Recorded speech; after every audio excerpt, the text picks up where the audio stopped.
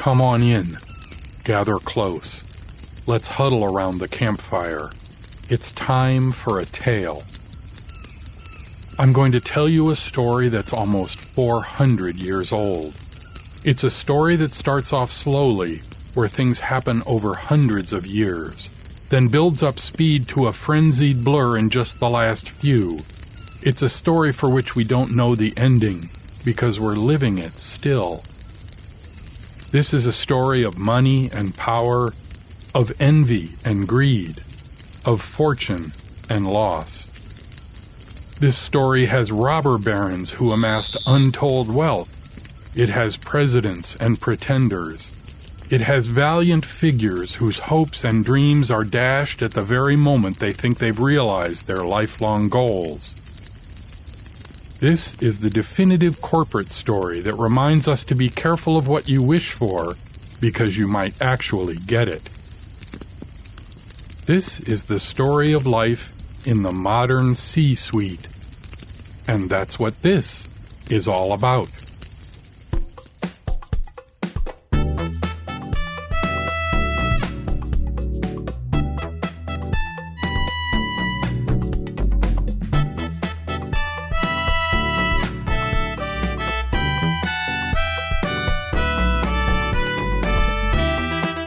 This is Leading Smart, the show about managing in the brainpower age.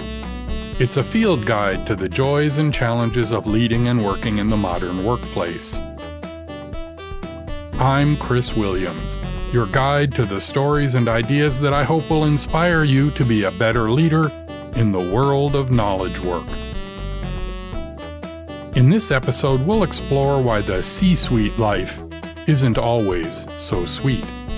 This is episode 216, Sweet Story.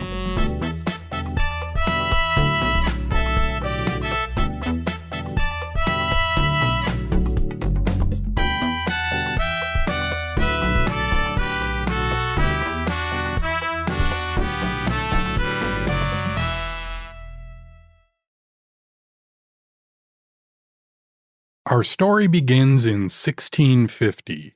370 years ago. It starts with the formation of America's oldest corporation, the Harvard Corporation, which is formally known as the President and Fellows of Harvard College. Besides being the oldest corporation, it was among the first institutions in the Western Hemisphere to use the title of President for its top executive. The term had been used a bit in Europe, but it really gained footing in the colonies in the late 1600s. 100 years later, in the late 1700s, when the drafters of the United States Constitution were looking for the right title for the leader of the executive branch, they too settled on President. It was certainly better than Emperor or King or many other alternatives. Following in Harvard's footsteps, companies had been using the title President for a century, and it seemed an appropriate title for the new government's top executive. It wasn't until another 100 years later, in the late 1800s, that the title of President became problematic. This was the Industrial Revolution, the Golden Age, and thanks to the birth of the corporate conglomerate, there was immense wealth and prosperity, at least at the top. This was the era of the ruthless corporate raiders, the famous robber barons who built the biggest fortunes and the largest mansions. Think of John D. Rockefeller and Standard Oil, Andrew Carnegie and U.S. Steel, Jay Gould or Cornelius Vanderbilt and their railroad empires. These behemoths were created by consolidation, by merging together many already existing companies. Companies that already had presidents. Presidents who didn't relish the idea of being called anything less. Yet the combined corporation needed a title for the topmost officer, and thus the term Chief Executive Officer was born. The title of CEO was sparsely used for a while, and it was nearly 100 more years, mostly in the post-World War II era, that the title of CEO really hit it big. The Depression and the war that followed led to extensive corporate consolidation. Companies huddled together for cover during the Depression and leveraged their strength during the war, resulting in ever larger corporations. With this growth, more and more titled their top executive the Chief Executive Officer. Soon, regardless of size or corporate structure, largely for pure status alone, the top executives of most firms insisted on the title. Today we see even tiny startups with employees numbering in mere handfuls, led by someone who calls themselves the CEO.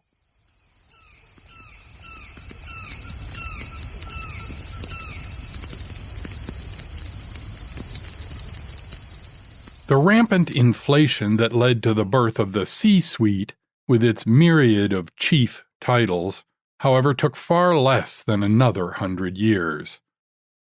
It began in the late 1960s, about 300 years after the formation of the Harvard Corporation.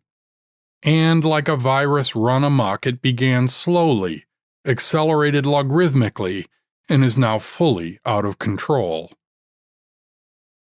The late 1960s were a heady time for American business. The economy was booming, and the companies that had succeeded in the post-war economy were growing ever larger. They were also becoming wildly diverse. They were no longer single industry focused like railroads or steel, but broad conglomerates involved in huge arrays of dissimilar businesses. Tracking and accounting for them was hard and complex. This was the case not only within the company itself, but for shareholders and regulators trying to get a clear, honest picture of these enormous enterprises. The Securities and Exchange Commission stepped in the 1970s to provide some clarity. Among their many rules about how these companies reported their results was an insistence that they have a single executive responsible for the financial reporting at a company. Someone whose signature vouched for the veracity of the filings. And thus, the Chief Financial Officer, or CFO, was born. Before long, the title was used not only in the original targets of banks, insurance companies, and other financial institutions. Soon, every large company had a CFO to go along with their CEO. It was inevitable that this change led to some title envy. Companies whose main function was not financial had senior executives who felt slighted. The head of operations at a large manufacturer, arguably the most important line executive, insisted they be called the Chief Operating Officer. The head of marketing at large consumer companies became the Chief Marketing Officer. In tech companies, you started to see Chief Technology Officers. In the 1980s and 90s, peer pressure across companies led to crazy title inflation. Every topmost executive for nearly every major discipline in a company became the Chief Whatever Officer. And the C-suite was born.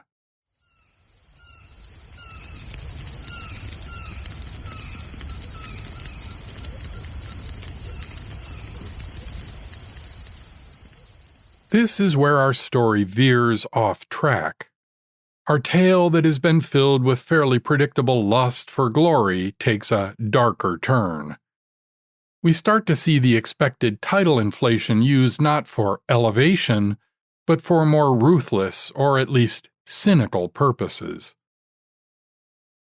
Moving beyond an internal focus filled with simple peer envy, a more recent trend has emerged in the executive suite. It's the use of C-suite titles as a PR stunt and a means of deflection. It's how the C-suite became not such a sweet gig. It's not clear where or when it began, but the erosion started with the use of C-suite titles outside of the main line of businesses. It might be my tech industry bias showing, but my suspicion is that it started with information systems. As computers were more widely used and as companies became dependent on them, it became clear how vital information technology was to the health of the business. Just like the CFO and the financial flow, information flow seemed to cry out for a single point of focus. Soon, a Chief Information Officer, or CIO, was born. It was as much an acknowledgement of dependency as it was a legitimate need for a C-suite voice. Here again, inflation soon took hold. Before long, the head of HR complained, "We say people are our most important asset." And the Chief Human Resources Officer, or more fashionably the Chief People Officer, was born.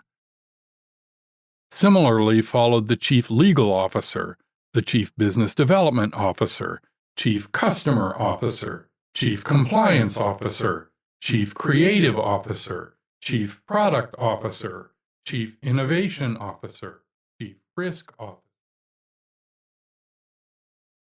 To this point, it was simply title inflation. The Senior VP of HR became the Chief People Officer.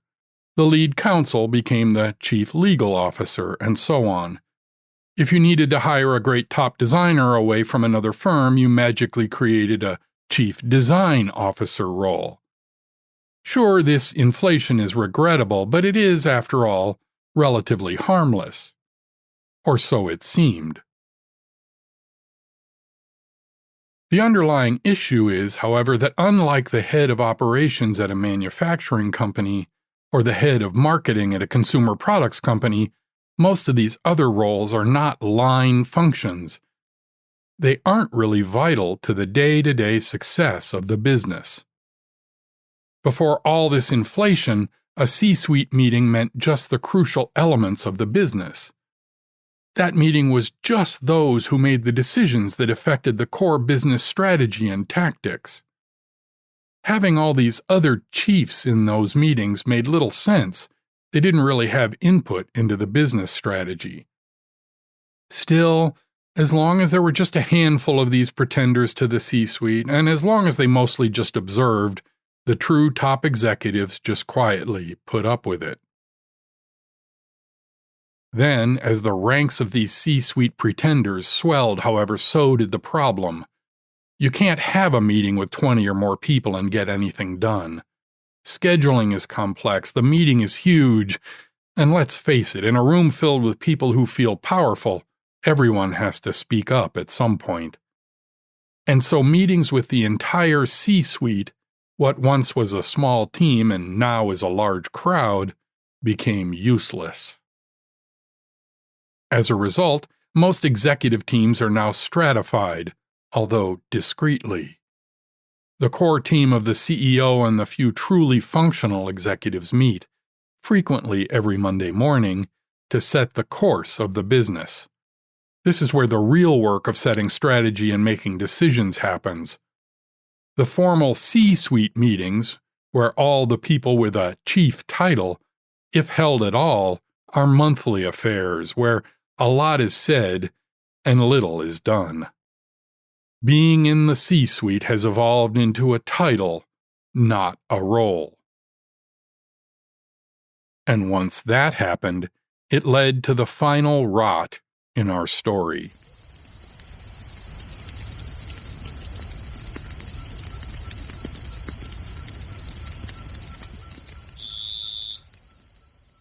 By this point in our story, we've seen a cruel reality.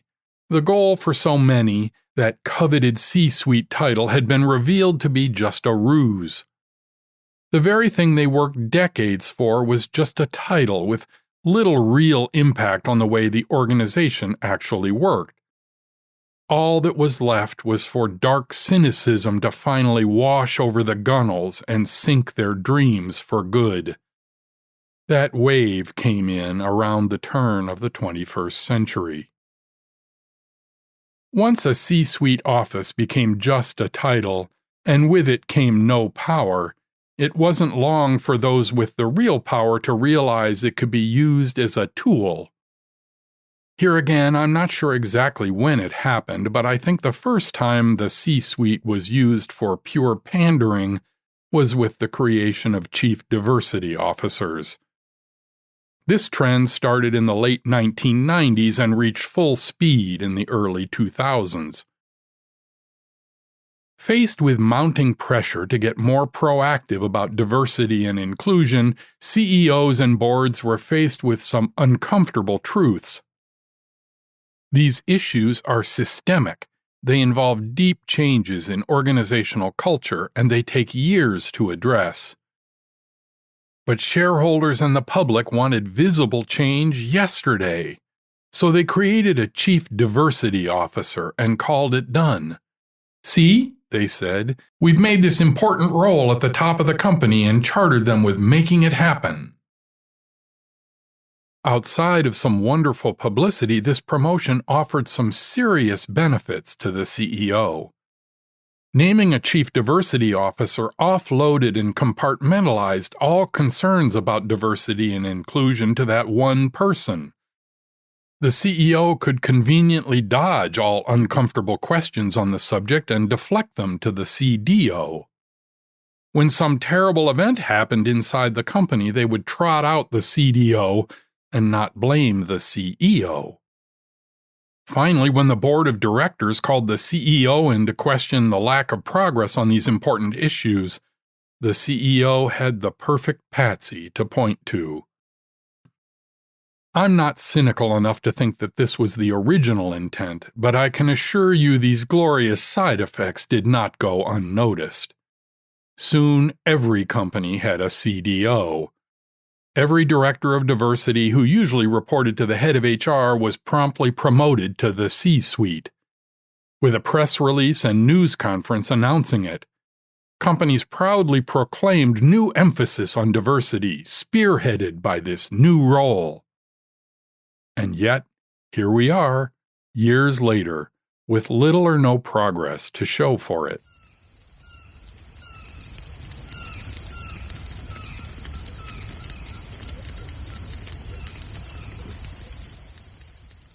The Chief Diversity Officer was just the tip of an enormous iceberg. In the year 2020, where our story stands today, there are over 50 commonly used C-suite job titles, one to match every hot-button issue that raises its head. You have a massive data breach that costs millions and deeply damages the corporate reputation? Great! Create a Chief Information Security Officer. You face criticism about the climate effects of your operations? Poof! Create a Chief Sustainability Officer. Ugly complaints about child labor in your pipeline? Chief Supply Chain Officer. Bankruptcy is looming? Chief Restructuring Officer. Or maybe your Facebook with major threats to the company over the privacy of users' information. The company has not one, but two Chief Privacy Officers. With all this power at the C-suite level, with all these issue-focused czars, you'd think these many challenges would be well under control. But every one of these issues needs the line operations to change. Want more diversity? That means at hiring time, each hiring manager needs to weigh the benefit of a diverse team over more tactical needs. For sustainability, the product team needs to choose different components that are likely more expensive. For information security, the coders need to do time-expensive audits to ensure their work is robust. For privacy, they need to coordinate across dozens of other teams to lock down user data. Each of these things costs money or time, and unless prioritized by their own C-suite leaders, they will be ignored. As a result, virtually none of these second-tier C-suite officers have any real power or control to effect major change. They have a title, sure, but each and every line manager who has a job to do reports up to someone who doesn't give a hoot about sustainability, or diversity, or information security, or privacy. They care about getting products out the door and making money. They won't say it to their face, but whenever one of these second-tier C-suite people comes knocking, the response is empty. The line managers listen politely, nod quietly, and get back to their real job.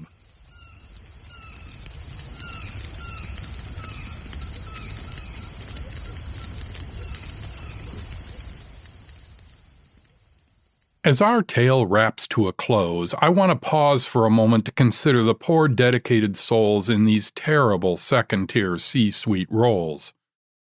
They are, to a person, dedicated, earnest people who desperately believe in their mission. They are true champions of diversity, dedicated to sustainability, deeply concerned about information security or data privacy. They are undoubtedly qualified and well-versed in their fields and passionate about the issues. They've worked their entire lives to get to a position where they can actually make something happen. They finally get there, they get that C-suite title, that corner office with all the trappings, and then slowly realize that there is no there there. They have no impact. No one listens. Nothing changes. Their dream of the C-suite was just a mirage.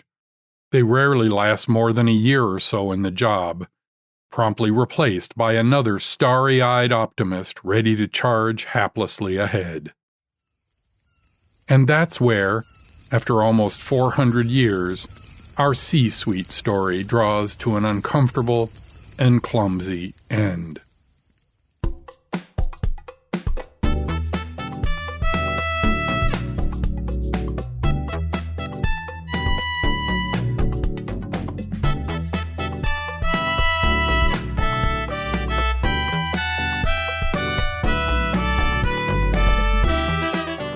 Leading Smart is from me, Chris Williams. You can find out more about the show and discover other resources for leaders at my website, clwill.com. If you like the show, please share it with your friends, especially on social media. Referrals are the greatest source of new listeners.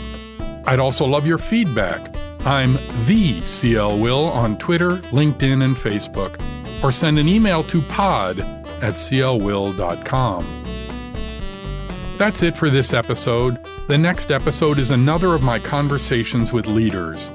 We'll talk with Laura Butler, Microsoft's first female technical fellow. But her life is far more interesting than that, filled with lessons on change and leadership. I hope you'll listen. Until then, please remember that each of the several dozen decisions you make today are part of Leading Smart.